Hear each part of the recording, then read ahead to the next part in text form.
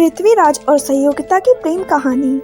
अजमेर के राजा सोमेश्वर और रानी कर्पूरी के यहाँ सन 1149 में एक पुत्र पैदा हुआ, जो आगे चलकर भारतीय इतिहास में महान हिंदू सम्राट पृथ्वीराज चौहान के नाम से प्रसिद्ध हुआ।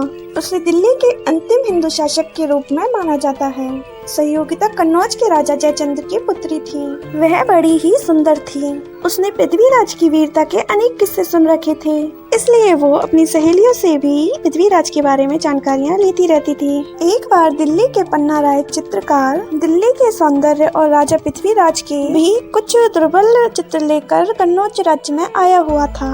राजकुमारी सहयोगिता को जब इसका पता चला तो उसने चित्रकार को अपने पास बुलाया और महाराज पृथ्वीराज के चित्र दिखाने का आग्रह किया। पृथ्वीराज का चित्र देखते ही वो मोहित हो गयी। चित्रकार पन्ना राय ने राजकुमारी का चित्र बनाकर उनको राजा पृथ्वीराज के सामने प्रस्तुत किया और राजकुमारी के मन की बात बताई, जिन्हें सुनकर और चित्र देखकर पृथ्वीराज भी राजकुमारी सहयोगिता पर मोहित हो गए। दोनों का प्रेम परवान चढ़ रहा था, लेकिन सहयोगिता के पिता कन्नौज के महाराज जयचंद्र की पृथ्वीराज से दुश्मनी थी।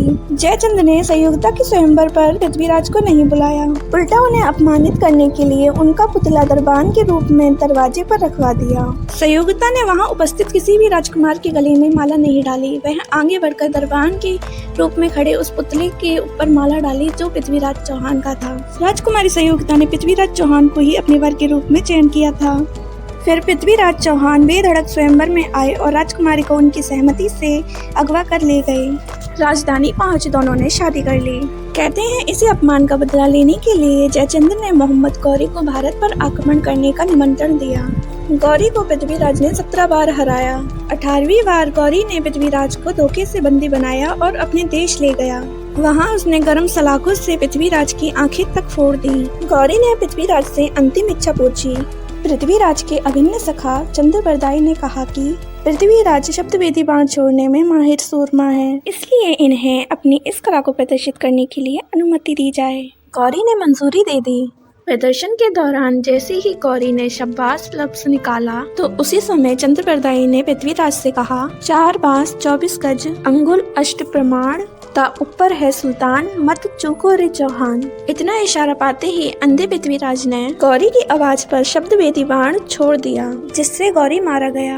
अपनी दुर्गति से बचने के लिए चंद्रबरदाई और पृथ्वीराज ने एक दूसरे का वध कर दिया। जब सहयोगिता को भी इस बात की खबर मिली तो उन्होंने भी सती होकर अपनी जान दे दी। इस तरह इस प्रेम कहानी का अंत हो गया। ऐसी ही ऐतिहासिक प्रेम कहानियों के लिए इस वीडियो को लाइक, शेयर और चैनल को सब्सक्राइब करें। हम लाते हैं आपके लिए एक और नई कहानी।